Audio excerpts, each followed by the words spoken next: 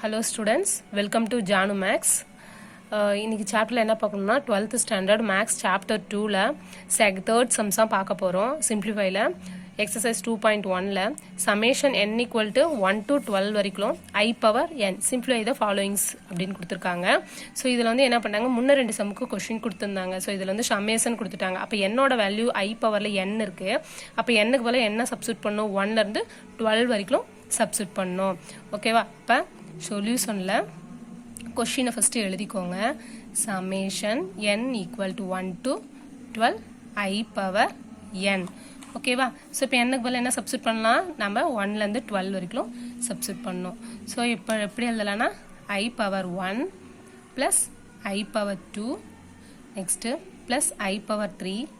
I power 4 I power 5 plus etc I power 12 வரைக்கும் எடுத்துக்கணும் ஓகேவா இப்போ வந்து நம்ம பழையபடி क्वेश्चंस ஃபார்மேட் வந்துருச்சா ஓகேவா இப்போ வந்து நம்ம போறதுக்கு ஈஸியா இருக்கும் சமேஷன் பார்த்தோம்னா கன்ஃபியூஸ் ஆயிராதீங்க ஓகேவா நெக்ஸ்ட் இந்த I பவர் என்ன பண்றேன்னா 4 டேர்ம்ஸா எடுத்துக்கிறேன் சோ அப்ப வந்து சப்ஸ்டிட்யூட் பண்ணும்போது பார்க்கிறதுக்கு ஈஸியா இருக்கும் I power 1 I power 2 I power cube I power 4 ஓகேவா plus I power 5 I power 6 I power 7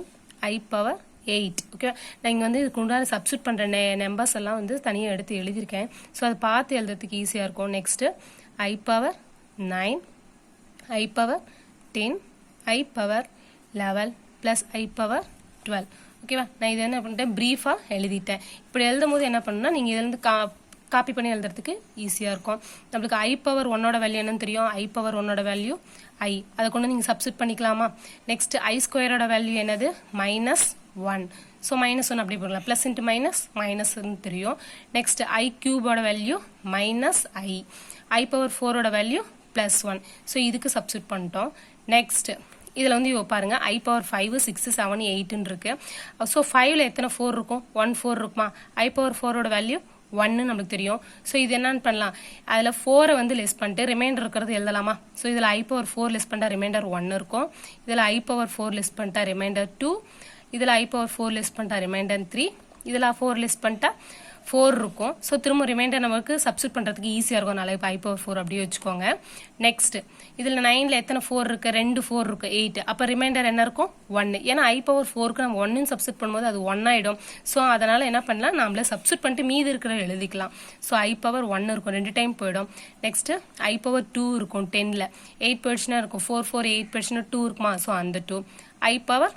3 plus I power 4 ஏன் அந்த I power 4 வந்து திரும்ப எழுதி கேன்சல் பண்றதுக்கு ஈஸியா இருக்கும் நெக்ஸ்ட் இது என்ன பண்ணிக்கலாம் கேன்சல் பண்ணிட்டு போயிடலாமா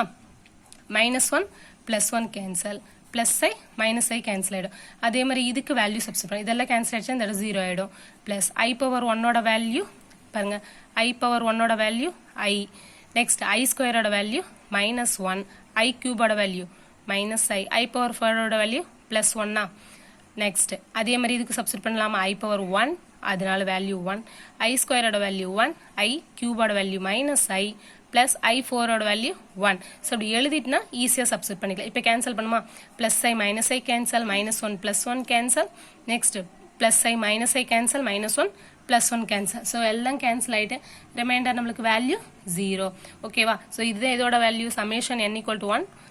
12 வரைக்கும் இருக்க I பவர் n ஓட வேல்யூ என்னது 0 thank you students